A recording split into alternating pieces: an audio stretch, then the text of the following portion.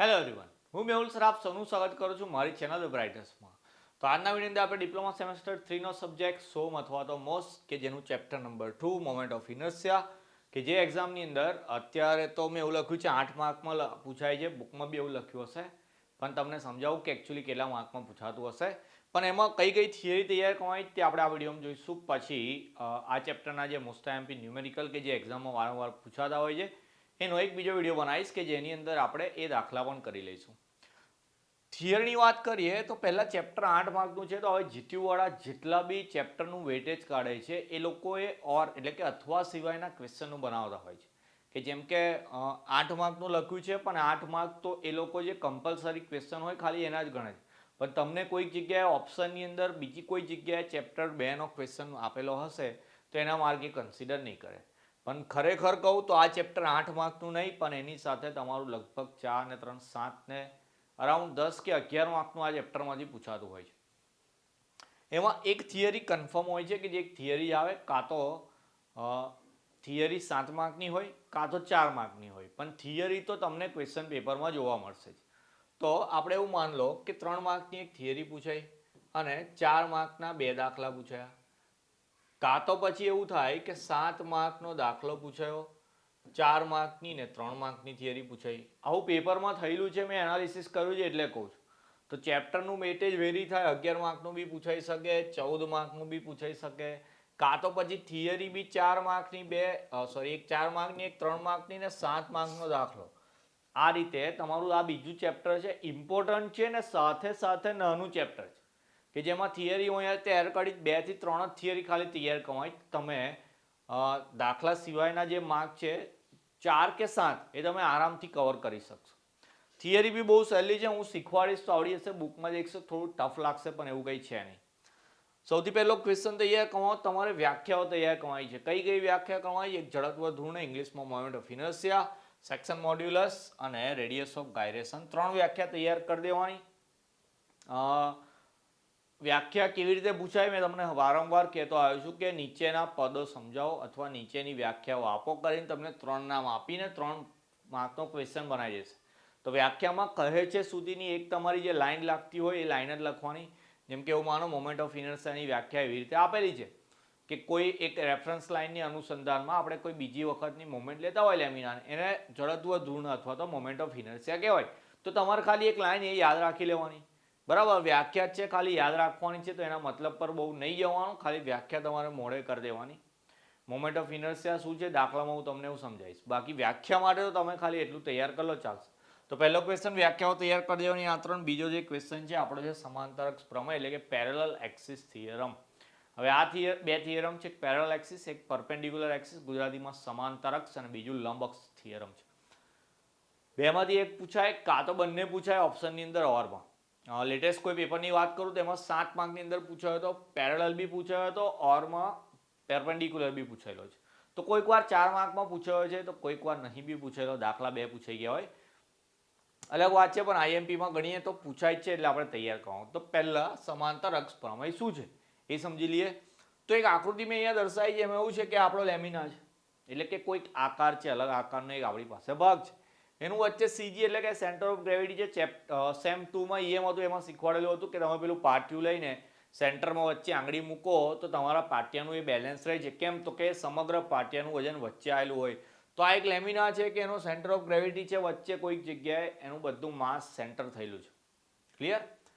હવે એની એક reference line draw કરીએ આપણે. અહીંયા એક્સ એક્સ છે એની રેફરન્સ લાઇન છે કે જે એના સીજીમાંથી પાસ થાય છે. ત્યાંથી h જેટલા અંતરે આપણે બીજી લાઈન લીધી છે AB.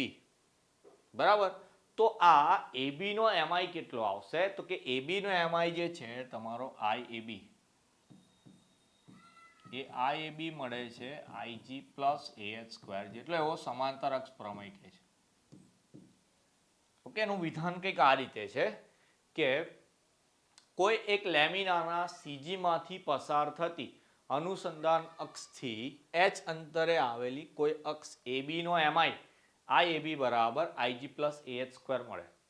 ક્લિયર છે? જો આકૃતિ છે એના પરથી વિધાન, ખાલી આ એક ફોર્મ્યુલા યાદ રાખવાની છે. હવે ફોર્મ્યુલા યાદ રાખી, વિધાન બી યાદ રાખ્યું, પણ આપણે એને પ્રૂવ બી કરવાનું છે. ઓકે, આને પ્રૂવ કરવાનું. કેવી રીતે પ્રૂવ કરીશું? તો સૌથી પહેલા આપણે એક લેમિના છે એમાં દેખો સીજી થી વાય જેટલા અંતરે આપણે એક સ્ટ્રીપ ધારી લીધી. સ્ટ્રીપ એટલે એક નાનો ટુકડો ધારી લીધો કે જેનું ક્ષેત્રફળ ડીએ જેટલું છે. અહીંયા લખ્યું છે એરિયા ડીએ. તો મારે એને એમઆઈ ફાઇન્ડ કરવો હોય તો જેમ કે આગળ એક વ્યાખ્યા જોઈએ આપણે એમઆઈની, એટલે કે જડત્વ ધૂર્ણની. તો એનું એક સૂત્ર છે એમઆઈનું કે તમે જેનો બી એમઆઈ ફાઇન્ડ કરતા હોય એને આપણે આઈથી જ દર્શાવીએ છીએ આમ તો એનું ક્ષેત્રફળ લખવાનું અને એ સીજી થી કેટલો દૂર છે, માનો લો એક્સ એટલો દૂર હોય તો એનું ફોર્મ્યુલા આ રીતે છે કે પહેલામાં ક્ષેત્રફળ લખવાનું એ જે એરિયા હોય એનું, અને એનું સીજી થી કેટલું અંતર છે એ. તો પછી અત્યારે આપણે જે અહીંયા સ્ટ્રીપ ધારી છે કે જે સ્ટ્રીપ પાતળી છે અહીંયા, કે જે સીજી થી વાય જેટલી દૂર છે અને એનું પોતાનું ક્ષેત્રફળ કેટલું છે, ડીએ જેટલું છે.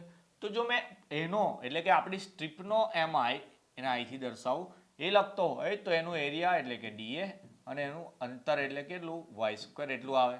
આ કોનું લખ્યું આપણે? સ્ટ્રીપનો એમઆઈ લખ્યો કે જે એક લેમિનાનો એક ભાગ છે. હવે મેં આખા લેમિનાનો, જેને આપણે આઈજી થી દર્શાવીએ છીએ, તો આખા લેમિનાનો મેં એમઆઈ લખતો હોય તો શું લખાય? તો કે જો આ એક સ્ટ્રીપ આપણે લેમિનામાંથી છૂટી પાડી તો આવી બધી બહુ સ્ટ્રીપો ભેગી કરીએ તો આપણો આખો લેમિના બને. તો આવી બધી બહુ સ્ટ્રીપોનો જ્યારે સરવાળો કરીએ, સિગ્મા એટલે સરવાળો થાય, તો જ્યારે હું sigma D A into Y square કરું તો મને આઈજી મળે. ક્લિયર છે? Sigma D A into Y G, sigma D A into Y square કહે કારણ કે લેમિનાનું સીજીથી અંતર તો વાય જેટલું જ છે, પણ આવા બધી બહુ સ્ટ્રીપો ભેગી કરીએ એટલે કે સિગ્મા સરવાળો કરીએ તો મળે આપણને આઈજી.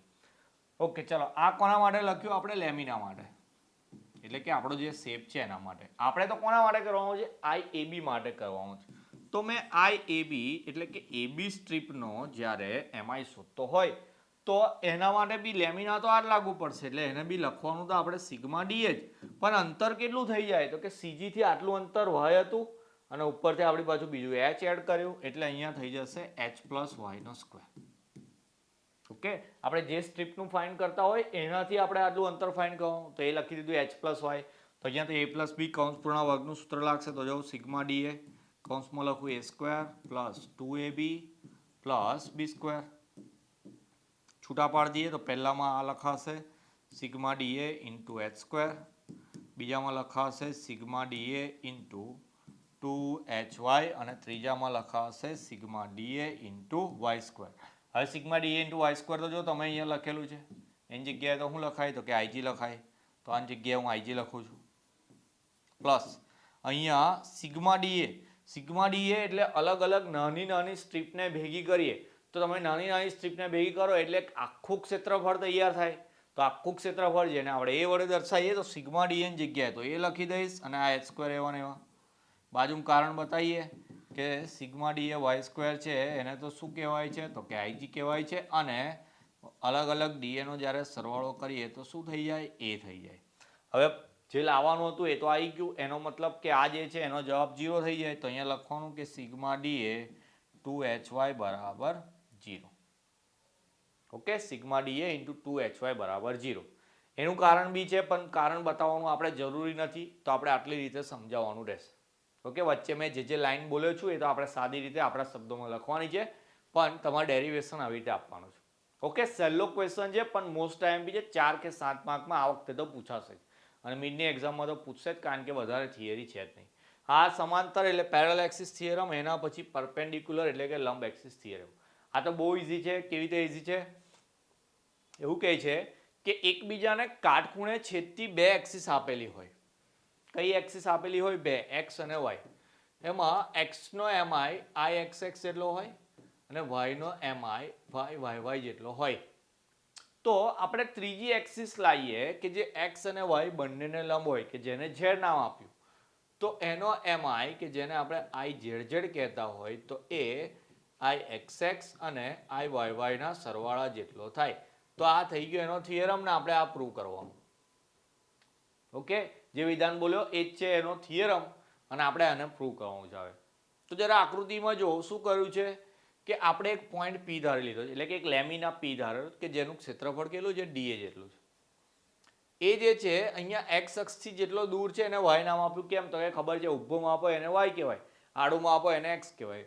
તો આ ઊભું માપ છે એને વાય નામ આપ્યું અને આડું માપ છે એને એક્સ નામ આપ્યું. તો આ જે પી છે એનો મારે આઈ એક્સ એક્સ લખવો હોય, જરા દેખજો ધ્યાનથી. મેં તમને એમાંય લખતા શીખવાડ્યું. શું શીખવાડ્યું? કે પહેલાં ક્ષેત્રફળ લખવાનું એટલે ડીએ અને એનું એક્સિસથી અંતર કેટલું છે વાય, તો D A into Y square. Same વસ્તુ મારે આઈ વાય માટે લખવી હોય તો એ લખાય ડીએ ઇન્ટુ એક્સ સ્ક્વેર. કેમ? તો કે વાય અક્ષથી એક્સ એટલો દૂર છે. ચલો આ તો આપણે શીખી ગયા એ વસ્તુ લખી. આ એક્સ એક્સ મળી ગયો, આઈ વાય વાય મળી ગયો. હવે આકૃતિમાં બીજી એક વસ્તુ દેખો. આ એકચ્યુઅલી 3D આકૃતિ પણ આપણને 3D નહીં દેખાતી, પણ આ જે O થી R જેટલું અંતર છે એટલે આપણી ઝેડ અક્ષ સુધીનું અંતર છે P નું. જેવી રીતે એક્સ અક્ષ માટે વાય અંતર લીધું, વાય અક્ષ માટે એક્સ અંતર લીધું, તો ઝેડ માટે મારે જ્યારે લેવું હોય તો કયું લેવું પડે? R લેવું પડે. હવે આ જે છે એ કાટખૂણે છે એક્સ ને વાયના. જ્યારે બી કાટકોણ ત્રિકોણ આવે એટલે પાયથાગોરસ આવે.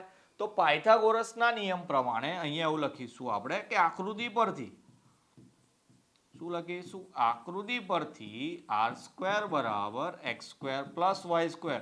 એકમ વર્તુળ મેં જ્યારે શીખવાડ્યું હતું ત્રિકોણમિતિમાં ત્યારે બી આ વસ્તુ આવી ગઈ હતી. આ જ વસ્તુ છે. તો આર સ્ક્વેર બરાબર X square plus Y square લખાય. ઓકે, ચાલો હવે આપણે આ સાબિત કહું તો મેં એની એલએચએસ લઈ લઉં કે જેની એલએચએસમાં શું આપ્યું છે? I X X plus I Y Y. તો આઈ એક્સ એક્સની જગ્યાએ લખાશે આપણે D A into Y square. I Y વાયની જગ્યાએ લખાશે ડીએ ઇન્ટુ એક્સ સ્ક્વેર. બંને ડીએ જો કોમન લઈ લઈએ તો અંદર રહેશે X square plus Y square. ને આપણે આકૃતિ પરથી લખ્યું કે X square plus Y square હોય એને તો શું કહેવાય? આર સ્ક્વેર કહેવાય. તો ડીએ ઇન્ટુ આર સ્ક્વેર, તો ધ્યાનથી દેખો જરા, ડીએ એટલે ક્ષેત્રફળ અને આર એટલે એનું ઝેડ અક્ષનું અંતર. તો એને તો પછી ઝેડનો જ એમઆઈ કહેવાય ને. તો આ તો આવી ગયું આઈ ઝેડ ઝેડ. તો પછી આ તો પ્રૂવ થઈ ગયું. કદાચ બુકમાં રિવર્સમાં આપેલું કે પહેલા આઈ ઝેડની વાત કરીએ એની જગ્યાએ ડીએ આર સ્ક્વેર લખ્યું, આર સ્ક્વેરની જગ્યાએ X square plus Y square લખ્યું, બંને છૂટા પાડ્યા. તો આ X X I Y Y એટલે કે આપણે જે લંબક થિયરમ સાબિત કરવાનો હતો પરપેન્ડિક્યુલર એક્સિસ થિયરમ તે પ્રૂવ થઈ ગયો. તો પેરેલલ કરતા તો આ બહુ ઇઝી છે. તો મે બી તમારી પાસે ઓપ્શન મળતો હોય કે બેમાંથી એક લખવાનો તો તમારે પરપેન્ડિક્યુલર ચૂઝ કરવાનો, પણ આપણે બંને જ પાક્કા કરીને જઈશું કારણ કે દર વખતે કિસ્મત આપણો સાથ નહીં આપે. ઓકે, કિસ્મત બી એનો જ સાથ આપે કે જે મહેનત કરીને જાય વધારે. તો પછી આપણે બંને તૈયાર કરીને જઈશું અને જો આપણે બંને તૈયાર કરીને ગયા આપણી મહેનત વધારે હશે તો તમને ઓપ્શન મળશે જ કે તમે આની જગ્યાએ પેલો લખો. તો તમારો ટાઈમ બી બચશે અને તમને કોન્ફિડન્સ બી રહેશે કે મને પૂરેપૂરા માર્ક મળશે. મે બી આમાં કોઈ સ્ટેપ ભૂલી જાઓ, આમ તો બરાબર સમજાવ્યું છે, હું મારી રીતે ખબર પડી જ ગઈ હશે. એક બે વાર લખી લેવાનું, જેને યાદ ના રહેતું હોય એ તો પાક્કું થઈ જાય. તો ચેપ્ટર નંબર 2 જે છે આપણું મોમેન્ટ ઓફ ઇનર્શિયા એટલે કે એમઆઈ, એની અંદર ખાલી આ 3 જ થિયરી તૈયાર કરવાની. એક તો વ્યાખ્યાઓ, પરપેન્ડિક્યુલર અને પેરેલલ, આ બે એક્સિસના થિયરમ તૈયાર કરી દેવાના. ઓકે, કોઈ જગ્યાએ જેટલી બી વસ્તુ અહીંયા કહું છું એક ચોપડો બનાવી દેજો. ચોપડા પર ભલે મારું ટાઇટલ ના મારતા કે બ્રાઇટર્સનો, પણ જે બી વસ્તુ અહીંયા ભણાવું છું એ તમારે એમાં લખતું જવાનું. કારણ કે આ જ વસ્તુ તમને G2ની એક્ઝામમાં કામ લાગશે. કારણ કે હું જે વસ્તુ અહીંયા કરાવું છું એ આપણી ફાઇનલ એક્ઝામ માટે જ છે. અને જે વસ્તુ ફાઇનલ એક્ઝામમાં કામ લાગવાની એ મિડમાં બી કામ લાગશે જ. એટલે અત્યારથી જે કરાવું છે બધી વસ્તુ તૈયારી કરવાની. ને મેં તમને કીધું છે કે મિડ કેમ ઇમ્પોર્ટન્ટ છે. એક વિડીયો બી બનાવ્યો હતો કે G2માં સારા માર્ક લાવવા હોય તેમાં મિડનું મહત્વ વધારે છે. તો મિડ માટે બી તૈયારી કરવાની. નો ડાઉટ તમે કોલેજ લાઈફમાં છો, એન્જોય કરતા હોય, બીજા બધા કામમાં બી તમારું ધ્યાન હોય, પણ એ બધું ઠીક છે, પણ સાથે સાથે રોજ થોડુંક રીડિંગ બી કરતું રહેવાનું. ઓકે, તો હવે નેક્સ્ટ વિડીયો બનાવીશું, એમાં ચેપ્ટર 2ના દાખલા બી સ્ટાર્ટ કરી દઈશું. તો મળી આવે નેક્સ્ટ વિડીયોમાં. ત્યાં સુધી તમારું ધ્યાન રાખશો. જય હિન્દ, જય ભારત.